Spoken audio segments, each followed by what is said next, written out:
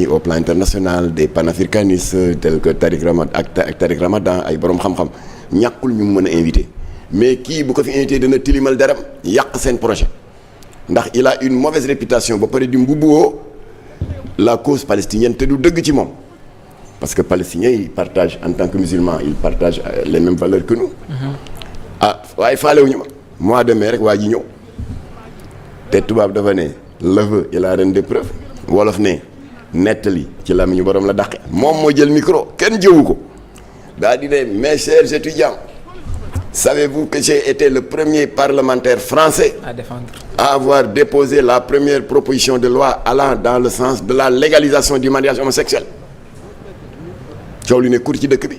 dans la même séquence temporelle recteur bi tour de parole am jot mu ne xale yi waaw bon di leen yàdd sur les défis académiques qui les attendent gars yi ne ko wuu boobu Iblis jiitu na leen ci xelam ak ci noppam kii di wax waxi góor jigéen kii waxi di leen yàdd ñu yuuxu ko alors loolu moo wane ne bu ñu deful attention notre jeunesse risque d'être sacrifiée loolu laa waxoon après sa ëllëg sa nag réseaux sociaux yi takkarnaase. c'est loolu xaw ma nu ñu ko tuddee 75 heures xaw ma 72 heures. ñu def gars dañu laa 72 heures. waaw. ma dooraat conférence de presse ma leen léegi góor jigéen ngeen di défendre Jean-Luc Mélenchon ngeen di défendre naan mooy défendre palestinien et cetera et cetera dinaa leen wax ci ñaari baat kii Jean-Luc Mélenchon. Jean-Luc Mélenchon il est porteur de 2 agendas sataniques benn bi membre fondateur la d'abord benn bi mooy tout le monde sait que fu mu dem te kañul lobby LGBTI bàkk leen du am jàmm. deuxième kii bi agenda bi mooy c'est un membre éminent de la loge maçonnique le Grand Orient de France qui est la loge maçonnique la plus islamophobe d'Europe ndax franc-maçonnerie bañ ko créé dans les pays anglo-saxons ba ñu demee jusqu'au début du XVIIIe siècle en 1776 scission am dafa am ñu garder la franc-maçonnerie originelle mooy les anglais les irlandais ñoom ba tey bu ñuy ouvrir seeni travaux dañuy jël Injiil yonent Yàlla Iisaa jàng quelques aaya doo ko commencé waaye ba mu xaree la branche athée fees dell ki communiste ak ay góor jigéen ñoo créé le Grand Orient de France ñoom lan lañ njëkk a def dañu jël constitution maçonnique bi ca préambule ba ñu daal di ci effacer toute référence à Dieu et à l'immortalité de l'âme et en lieu de et place ñu remplacer ko par le concept de liberté de conscience absolue nee nañ daal doomu aadama moo occupé le niveau le plus élevé de la création kon nag waruñuy ko di ko tënk ci ay dogme ak ay idéologie xam nga diine day tënk nit diine moo lay naan lii baax na bu ko def lii yiwul nangam li nangam léegi franc-maçonnerie nee na nañu dindi loolu bàyyi nit ñi ñu firi foofu la bokk te jëfee nañ ko kan mooy bàkkoo que léegi ñoom ñoo xeex hijab ba dañ ko teree dans certains lieux publics c'est le Grand Orient de France bi Jean-Luc Mélenchon bokk kan mooy bàkkoo ne minaret yi toj nañ ko te kuy demander autorisation pour tabax jàkk bu ñu gisee ci plan bi mu am minaret ñu ne la dindi ko boo nangoo ñu jox la autorisation nanguwuloo ñu gàntal la c'est le Grand Orient kan mooy bàkkoo ne la loi Simone Veil bi daganal yàq biir avortement ñoom ñoo ko voté assemblée le Grand Orient de France kan mooy bàkkoo ne le 17 juin dégg nga le 17 mai bi fi François Hollande nekkee ñoo wañaar loxoom ba voté la loi qui légalise di ko rafetal nag naan le mariage pour tous maanaam mariage góor jigéen c'est le Grand Orient de France bi Jean-Luc Mélenchon bokk kon nag looloo taxoon ñu ne xeetu nit yooyu kenn du leen invité rawatina di leen yóbbu ci amphithéâtre université ñu jàkkaarloog suñu étudiants yi di leen yàq ak di leen intoxiquer yàq bi bu ngay continuer lii xew temps yi de grandes vedettes du spectacle de grandes vedettes de la télévision des banquiers parce que kenn ki ab banquier moo ko weer ak yu war a génnaat fan yi am na yeneen yu war a génnaat. deuxième vague alors yooyu journaliste yi ci biir. journaliste yaa ngi si alors loolu am na si lu ma la bëggoon li laaj. ko waral waaw mooy si dañu loolu banaliser balaa ngay développé kii mu mel ni Feuz rek am na waaw baal question ci ma loolu. benn question rek ci côté boobu parce que sànq yaa ngi koy wax ci criminalisation de l'homosexualité yàgg ngeen ko xeex Jamra tey jii nii ban plan d'action la ñu mën a xaar ginnaaw affaire yi yokk na gis nañu 15 14 chiffres yaa ngi gën a yokk yan plan d'action la Jamra di teg face à l'état actuel ak li nga xam ne moom di yaa ngi may jox occasion parce que léegi laa raccroché ak moom bokkoon na sax ci li tax ma tardé l'honorable député Moustapha Cissé Lo. On s'est parlé au téléphone plus d'une demi-heure un citoyen un croyant extrêmement engagé ci combat bi am na lu ma yóbbante nee na naa ko wax fii nee na site WhatsApp bi naa wax tur bi parents yi mën di xool seen téléphone doom parce que xale yi ci yàqu yëpp fa nañ leen jaar buñ ko ci gisee dinañ ko ne yaa demandé adhésion ci administrateur mu ne déedéet ñu ne kon désabonné loolu il a raison nee naa ko nag bu ma demee dinaa wax ne yaa ma jox boobu idée ndax iñaan baaxul deuxièmement tontu na ci sa question bi mais na ñëpp a jóg ñu fab ces questions de sensibilité politique teg fee affaire u parparloo syndicat teg fële affaire u parparloo diine itam nañ ko teg fële parce que n'oublions pas que Sénégal ñaari religion révélée yu mag moo fi am l'islam et le christianisme mais on oublie souvent bu ñuy citer fatwa alxuraan yi parce que suñu borom criminalisé na ngóor jigéen ci suratul tawba suratul anfal suratul ankabut suratul naml suratul anbiya 16 fatwa bu gën a tar sa morom nga ne bii waaye aussi nos frères chrétiens ne sont pas en reste seen téere bi ñuy wax Lévitique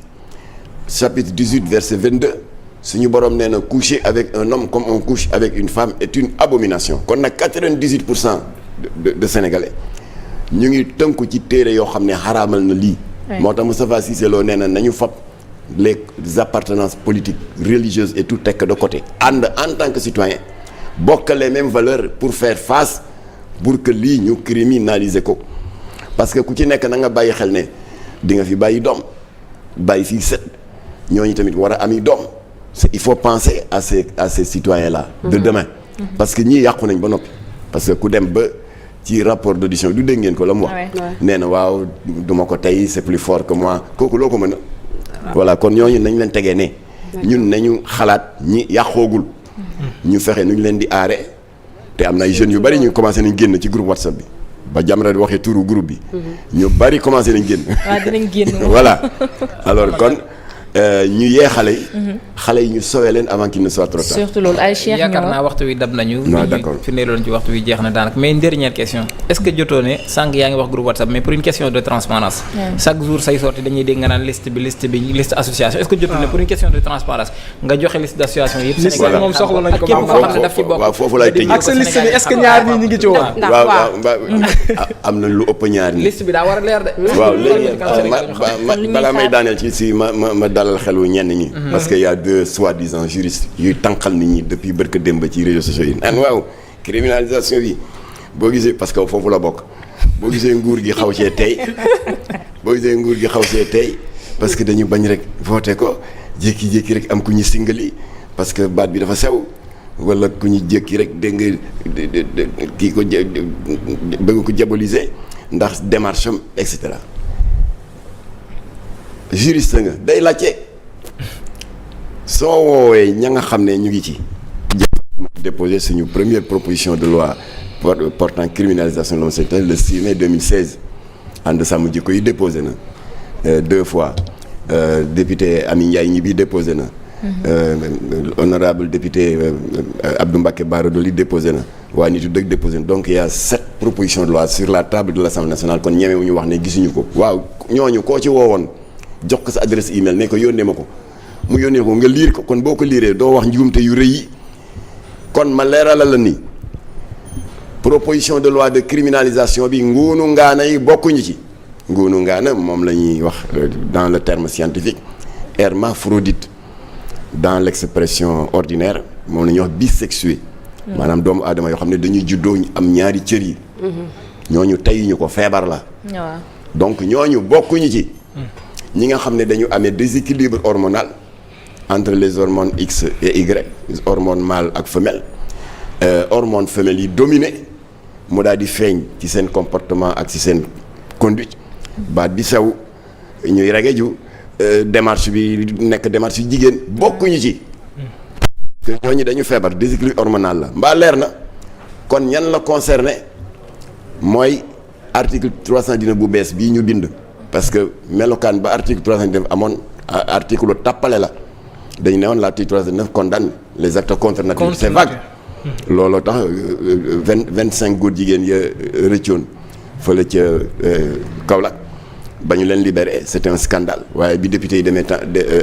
sa naataango yi demee tendre micro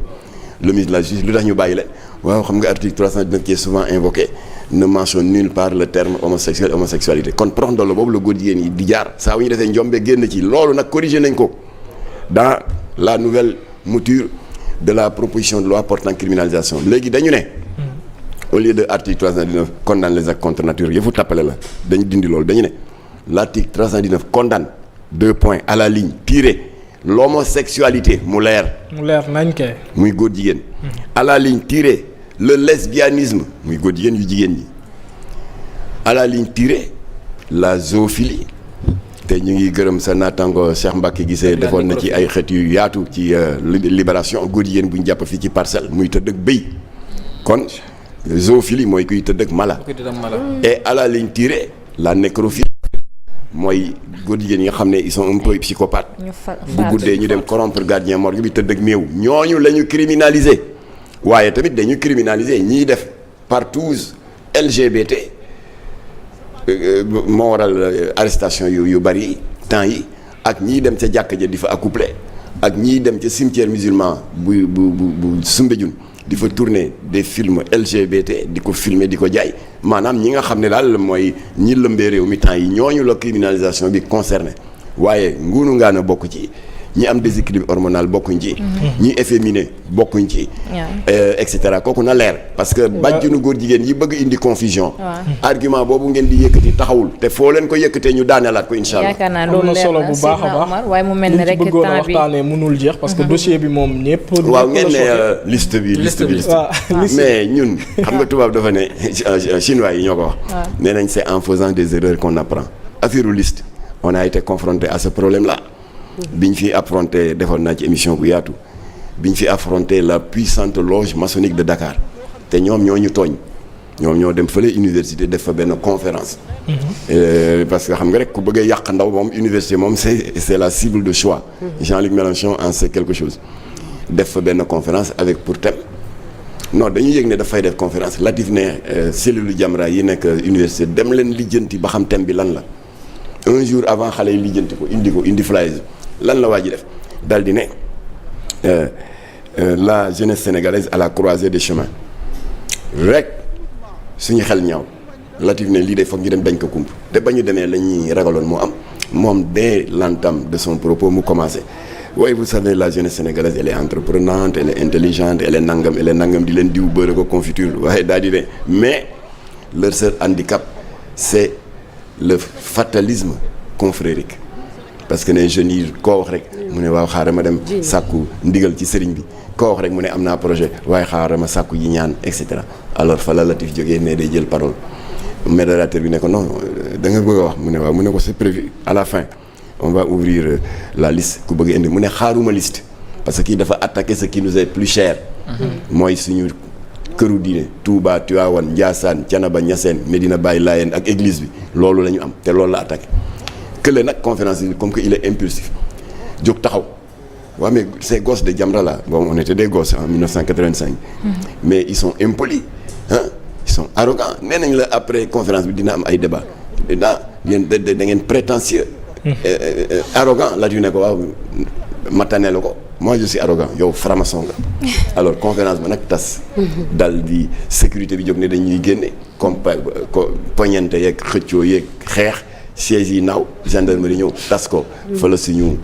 objectif atteindre alors foofu li tax ma jaar foofu pour nga xam waxi liste parce que waa ji ba mu fa jógee ci conférence dafa dem ci ay organes de presse def ay interview di ñu weer Jamra ay fenkat lañu ay nangam nañu nee nañ am nañ liste formation yi c'est pas vrai c'est des prétentieux il nous a mis au défi ñu daal def réunion nag ñu ne à la guerre comme à la guerre ko ci barma ne na werante xuuxaan tekki tubéy yow day di nga lor franc-maçon yu bari yoo xam ne seen coow newul seen yoon newul ci coow li ñu daal di jël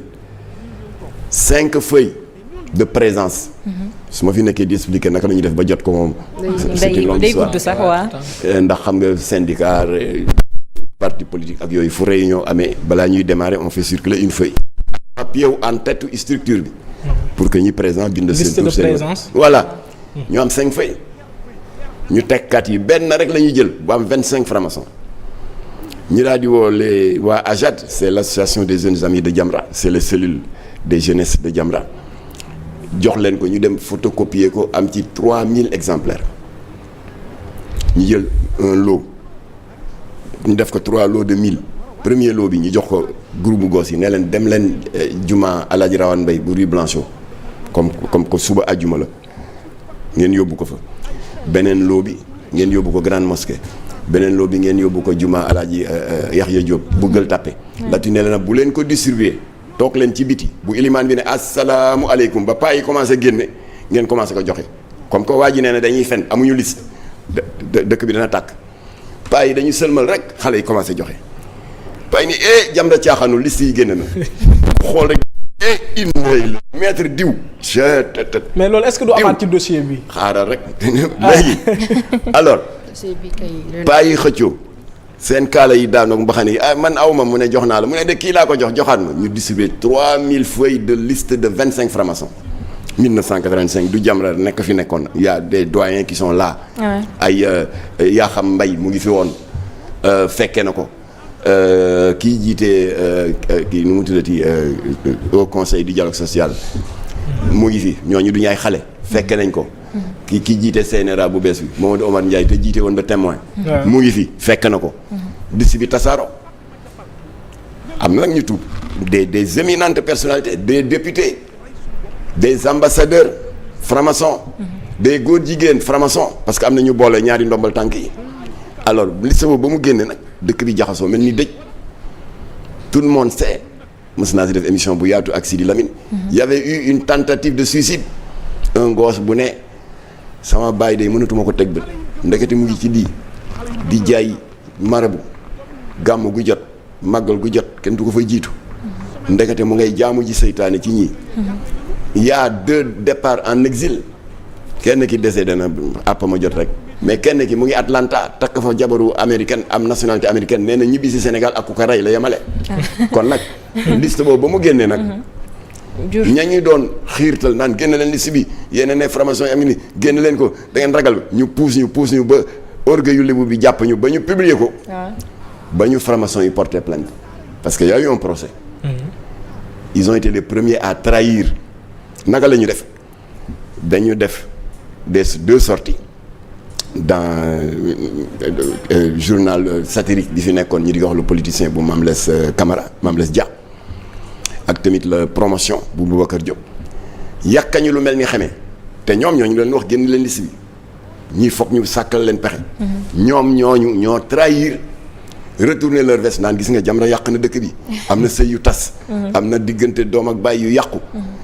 alors jour procès bi ils ont disparu te ñoom ñoo ñu pousse teg ñu pression ba ñu génn liste bi alors moo tax na ñiy laaj liste góor jigéen c'est la même chose narul génn ces traîtres là sont toujours là ba ñuy dem di uti 4 avocats ci suñu poos ña ñu puusoon ne génne leen liste bi 1 franc cotisé wuñu ko waaw ngeen taxawaat ñu la naan génne leen liste bi génne liste bi. da ngeen di bañ ñu topp leen ci yoon. xam naa li ñu ça vous servira à quoi parce que boo ko génnee xam nga qu'est-ce qu'ils vont faire.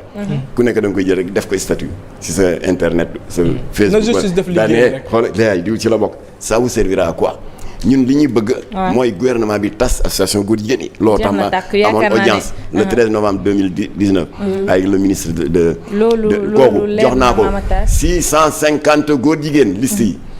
mu di 16 associations homosexuelles. ñoo ay de lesbiennes ñooñu ñoo ko mën a régler. mais yéen yi nekk ci réseaux sociaux yi loo leen mën. su ma leen ko joxee mën ngeen ko saafaraal mënu leen ci dara. lu dul tuumaal doomu jàmbur. ak ay dof attan dem ca kër tel góor jigéen. fekk mere woon na ko pour autre chose. dem def fa règlement de compte song ko rey ko faat ko su boobaa ku ñuy woo. qui publie liste bi. voilà donc vous n'aurez pas de liste. mbaa leer na. leer na bu ma kenn laaj ci liste vous n'aurez pas. laajoon ngeen ñu ko ci franc-maçon yi génne nañ ko dëkk bi tàkk. ngeen daw. ñu porté nañ plainte ngeen trahir. les preuves sont là ngeen jógaat di ñu laaj liste. te ña trahiroon. y a les mêmes sont encore là vous n'aurez pas de liste góor jigéen. ba leer na am liste Mame Matar wax na leen loolu leer na alors Seydina Omar mu mel ne rek. waaye Seydina Omar suma xarit la bu bëggee hors micro. ñu tëju mu laaj ma ne ko tel journaliste góor jigéen la mu ngi ci liste bi. tel animateur télé góor jigéen la mu ngi ci liste bi. loolu leer na Mame Matar ñu ngi lay jaajëfal bu baax a baax. tel chanteuse. dégg nga ci showbiz mu ngi ci. lesbienne la. loolu yow mën naa la ko wax mais pas publiquement. loolu off lay doon. waa kay Mame Matar mu mel ni rek yëf yi mat na jël nañ sax tey ci temps wu Mouhamed bi lu bëree bëri ñu ngi koy jéggalu bu baax a baax. kon ñu bàyyi la rek bu ko defee nga tàggatoo mu. waaw tàggatoo bi day mooy de ñeesalaat li ma wax rek. tey di remercier le doyen Moustapha Cissé Lo téye na ma 30 minutes au téléphone wax na ba dënd bi tàng. tàggatoo bi mooy nous avons le devoir de protéger nos enfants. tey ñii nga xam ne yàqute moo leen gënal. dégg nga defee ne mën nañ nax nit ñi te mënuñu nax suñu borom. ñun mënuluñ leen dara nañ leen bàyyi seen conscience ak yàlla. pour protéger les enfants nag yow Amina mënoo ci dara man mënuma ci dara. dégg nga Omar mënu ci dara keneen mënu ci dara. état muñ ci mën dimbali mooy mu yokk daan yi. waxuñu ne dana ko saafaral à 100% mais dana am un effet fortement dissuasif.